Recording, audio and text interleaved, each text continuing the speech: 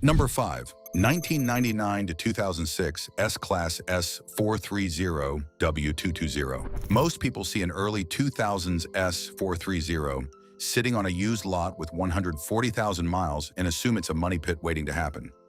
A luxury flagship that's aged out of warranty and in too expensive to fix territory. That reputation, largely driven by the W220's air suspension issues and some early electronics problems, has depressed prices in many markets. But values vary widely by region, condition, and mileage.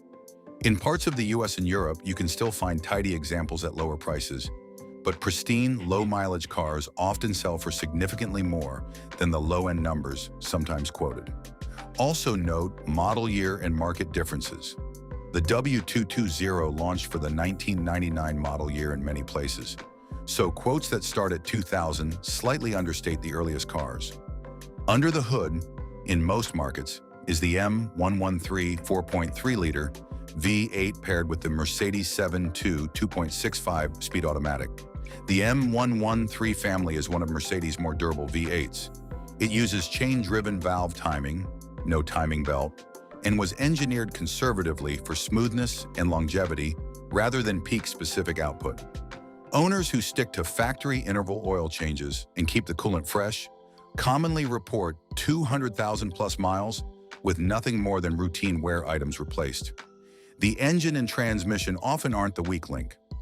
Common non-engine issues worth checking: coolant system components, radiators, expansion tanks, oil cooler and line leaks, and aging climate control modules that can cause intermittent faults.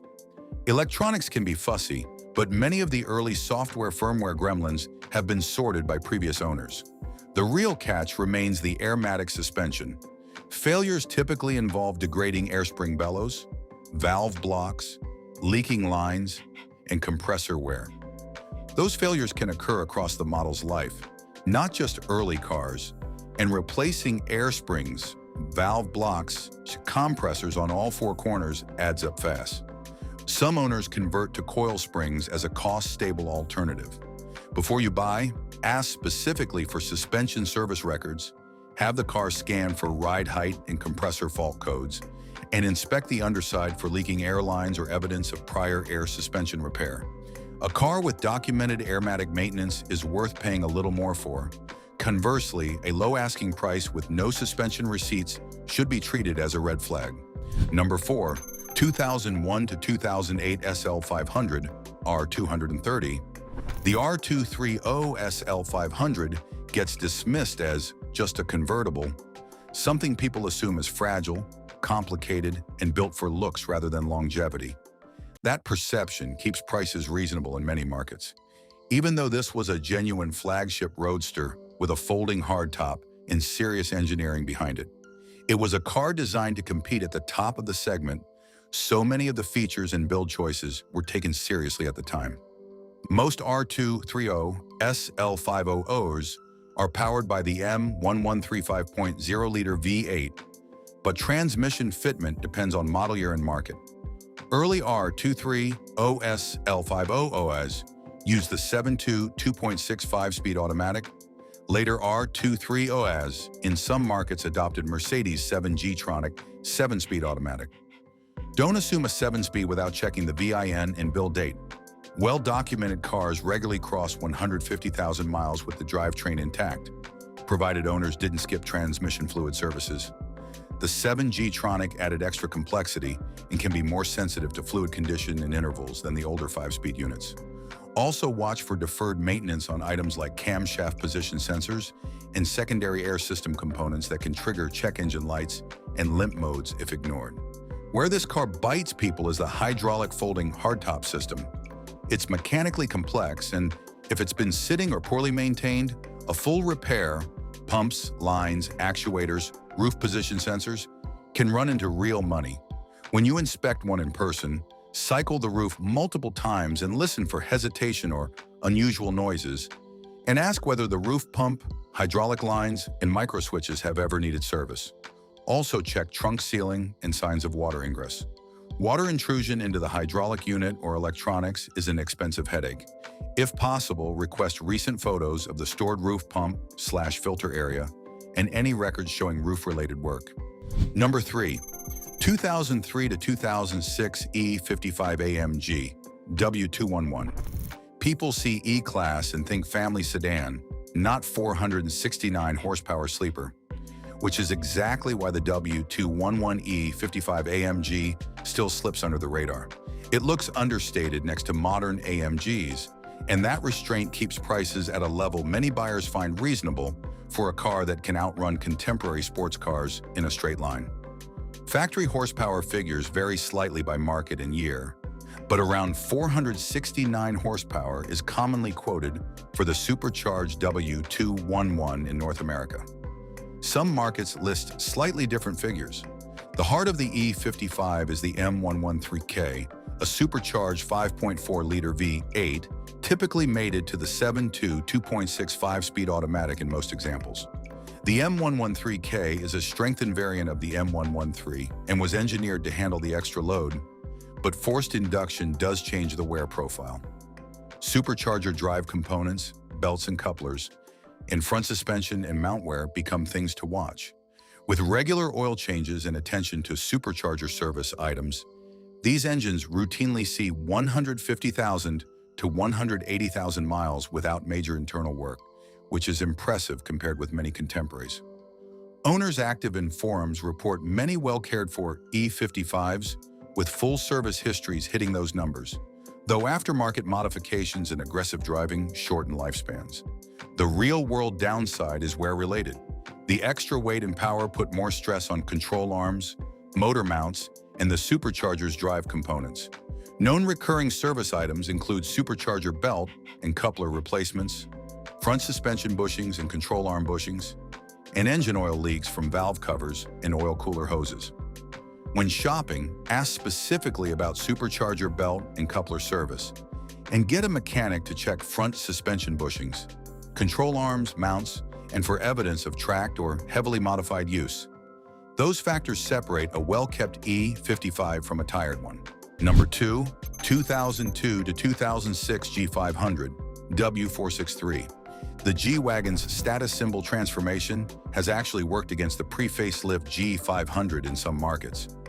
Buyers chasing newer or AMG versions skip right past the earlier G500, which can keep prices relatively reasonable for trucks in good shape. Values depend heavily on region. In dry climate markets, these trucks hold up far better than in salted road climates, and mileage/use history has a big effect on asking price. Most W463 G500 run the M113 5.0-liter V8 through a conventional 5-speed automatic and sit on a true body-on-frame ladder chassis with full-time 4-wheel drive, low range, and locking differentials. Older Gs can have 3 lockable diffs. This is not a crossover playing dress-up.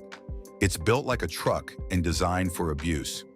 Properly serviced G500s commonly cross 200,000 miles without drivetrain overhaul, especially when differential and transfer case fluids were changed regularly. That conservative engineering is why many G500s still see real off-road duty or tow-heavy loads decades after new. The primary catch is rust. G-Class trucks driven in wet or salted climates commonly develop corrosion in frame areas, rear cross members, and hidden seams. Rust can be expensive to repair and hard to spot from photos alone. Inspect the frame, cross members, welds, and portal one axle areas in person. Have any structural rust assessed by a shop if in doubt.